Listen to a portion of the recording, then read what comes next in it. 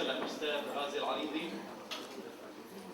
منذ ربيع عام 2007 تسلم جون بورتيلي إدارة CMA مالطا، وذلك بعد 10 أعوام من الخدمة في القطاع العام، حيث مارس خبرة حكومية واسعة في خطط الخصخصة، وتحديدا في قطاعات النقل البحري، المرفأ والشاطئ، والجوي، المطار، ومرافق عامة أخرى، بينها اليانصيب الوطني وشركة الطاقة الحكومية، وتعميم مشروع الاقتصاد الإلكتروني في مالطا، إذ ترأس اللجنة الخاصة التي وضعت الاستراتيجية الوطنية للمشروع.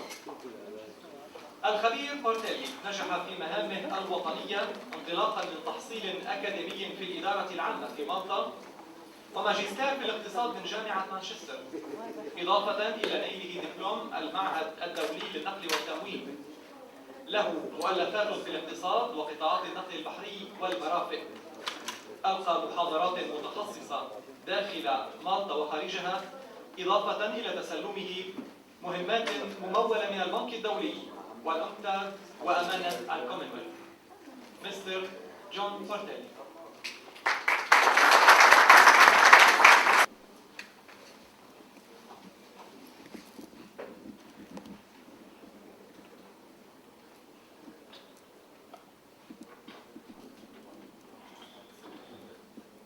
Madam Chairperson, distinguished guests, ladies and gentlemen, I have to start by thanking the workshop organizers for giving me this opportunity to address this workshop. We're talking about the experience of the privatization of a transshipment hub of Malta Freeport Terminals Limited. Always we have to start. Now, I'm going to speak from my experience as a senior manager in a port which was run by government. Also, I'll be borrowing from my experience in my time as Executive Secretary of the Government Privatization Unit, where my role between the year 2000 and 2005 was to sell government companies, not just the Freeport, but also the airport, the lottery, and a number of other companies. I will also speak from my experience now as a client of a privatized port, now in my role as General Manager of CMA CGM in Malta. But perhaps it would be fair to start by trying to define what we mean by privatization, because privatization means a lot. It does not necessarily mean a 100% sale. It can mean a partial sale. It can mean a sale to foreign investors, it can mean a sale to a combination of foreign and local investors, it could also mean a combination of foreign, local and a public share, and also sales to employees. And in my experience in Malta, this is what we did. We used the various models, those that we thought, we believed, applied for the company that we were selling. Another important aspect to believe is that when you privatize, it does not necessarily mean that you have to sell the land occupied by the government company. In the case of Freeport, for example, the land was leased, it was not sold. In the case of a telecom company, the land was sold to the new private operator. Now, perhaps it would be good to start, from the start. Why did we want to privatize Malta Freeport? Well, the transshipment hub of Malta Freeport was opened in the late 1980s. It is primarily a transshipment hub. 94% of volumes in Malta Freeport are transshipment. Only 6% is local, but that 6% represents 80% of Malta's imports and export container trade. So, even though the domestic volumes are low, in comparison to the transshipment volumes, they are very important for the local economy. And this we had to take into account when we were privatizing the company. However, in the period before privatization, what we faced was a situation where the port was facing new competition from new ports and from existing ports. For example, Rotana had just opened in 2001. Barcelona and Valencia were investing. East Coast side was on the cards. So we had all this new competition. And government could not or did not have enough funds to invest in the growth of the company, because a few years before, the government of Malta had already taken out a loan of $250 million in order to develop Terminal 2. At that same time, we were facing also problems of aging infrastructure and equipment, and also unions. Unions in government-owned companies tend to be rather more militant. That is the Maltese experience. And as a result, we had industrial conflict within the company, which was also impacting negatively our productivity. So therefore, we decided way back in 2000 to embark on our privatization program. Now, these were the organizational reasons why we wanted to privatize Malta Freeport. But it has to be said that privatization as an objective was a political economic objective decision by the government of Malta in those days. It was an objective that wanted to return the market to the private investors. It was a stated government objective, and to allow the government to do what it knows best, which is government and administration and regulation. So within this micro and macro objectives for privatization, we decided to embark on the privatization of Malta Freeport terminals way back in 2000, which started with the appointment of our advisors, who were Credit Suisse, Clifford Chance and Drury, ship consultants, and by October 2004, we had privatized the facility by selling it to CMA CGM. Now, a privatization, yes, thank you.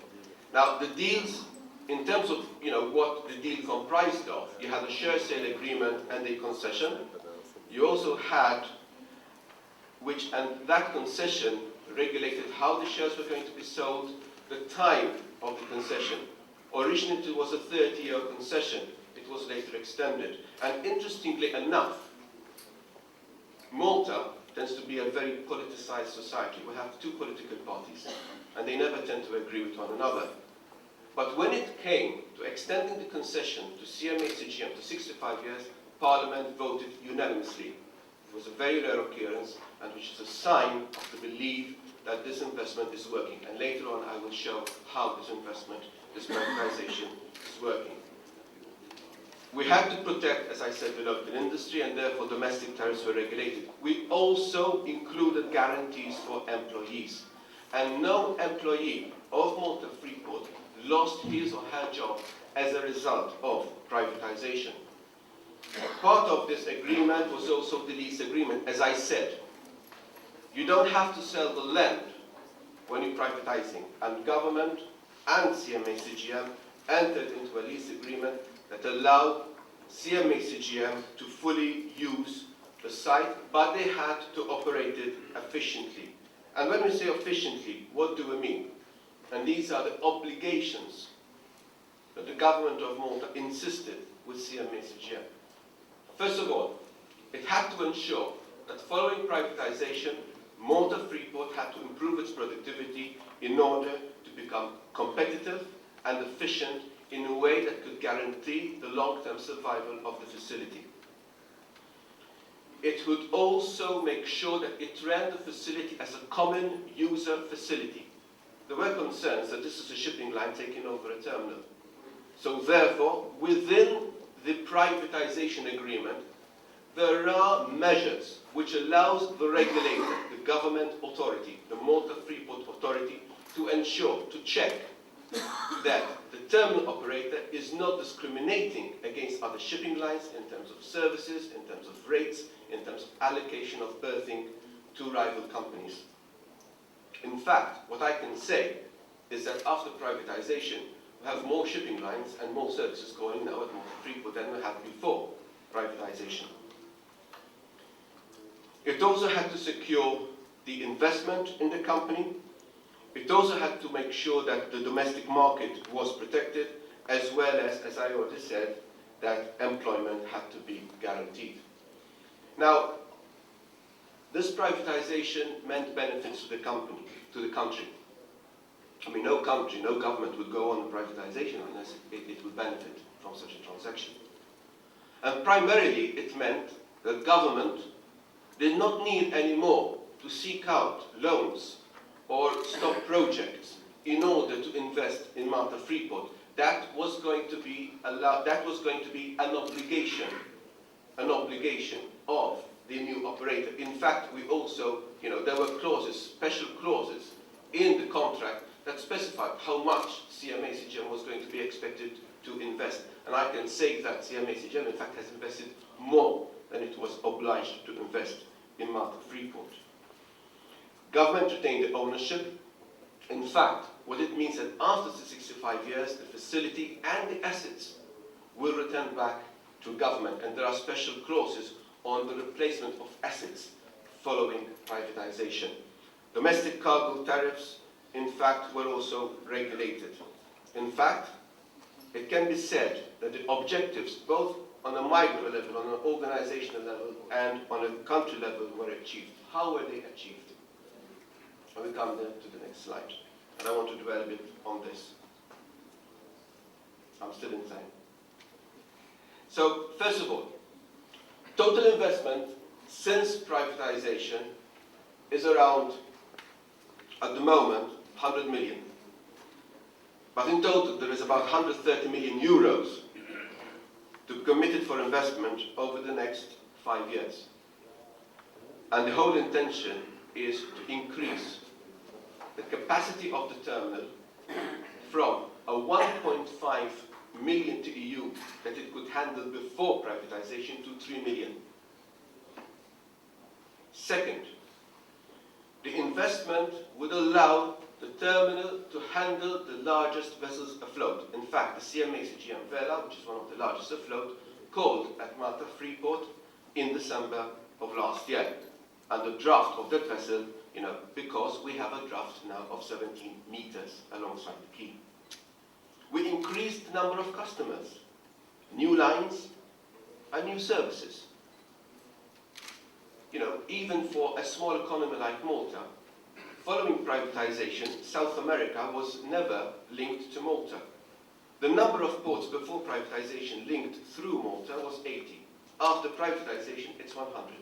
Starting from South America, over to Port Louis, the Mauritius, over to the Pacific Islands, to North, the US, and all the states, all the countries. There has been an increase in employment, and I have a slide after this one to show you the increase in employment. There was an organization restructuring. But the most important thing is that because of measures that were adopted, productivity increased by 65% after privatization. And for the workers, what it means, because a good percentage of the salary is linked to productivity, it also meant that after privatization, workers, despite an increase in number of employees, are taking more money home. Obviously, this helped to have good relations with unions. In fact, between 2000 and 2004, which was the four-year period before privatization, there were about 8 days lost in strikes in Malta. Since privatization, not one day has been lost in strike. I'm not saying that there won't be any issues, because there are always issues. But no day was lost because of strikes. In fact, employment rose from 562 before privatization to about 692. We're talking about a 30% increase in employment, and more employment is expected once we get in the new equipment. In addition, now what I'm showing you are the direct employees, because there are indirect employees, and we estimate another increase of about 250, 300 indirect employees, new jobs generated following privatization. There is reorganization and training going on, and it will be continued to ensure that our productivity improve. So, what sort of investment are we looking into? It's okay, leave it there. As I said, we are now in a position to handle the largest vessels afloat. Why? Because we dredged 2 of the quays on our terminal to 17 meters. We had four super post-Panamax cranes purchased since privatization, and we have ordered another 5. Eventually, the terminal will have 24 ship-to-shore cranes. We have ordered another 20 yard equipment in addition to the 16 that were bought after privatization. We have extended the yard to 100,000 square meters in order to make sure that we are in a position to handle 3 million TEUs. In fact, volumes so far. Before privatization, Malta Freeport handled 1.4 million TEUs. Last year, it handled 1.9 million TEUs. The available quay length is being extended, and eventually we'll have although it is not a straight line, you will have around 3 kilometers of quay length to handle our vessels. And dredging will continue. And I have to say that capital dredging, in other words, rock cutting to make the port deeper, is part of an obligation that CMA-CGM entered into with the government of Malta as part of its privatization deal. So I am not surprised that Parliament unanimously approved the extending the contract for CMA-CGM. The experience of the past 4 years has demonstrated that privatization has worked. It is not just for this terminal, but for all of the companies that were actually privatized over the past 6-7 years. But what's important for Malta Freeport and for Malta as a whole is that CMA-CGM will continue to operate it as a common user facility, which will continue to bolster, to increase its transshipment activities, given that Malta has a strategic location of a terminal at the crossroads of the world's greatest shipping routes. So this privatization has worked, and I'd like to thank you for your attention, and I look forward to answering your questions. Thank you very much.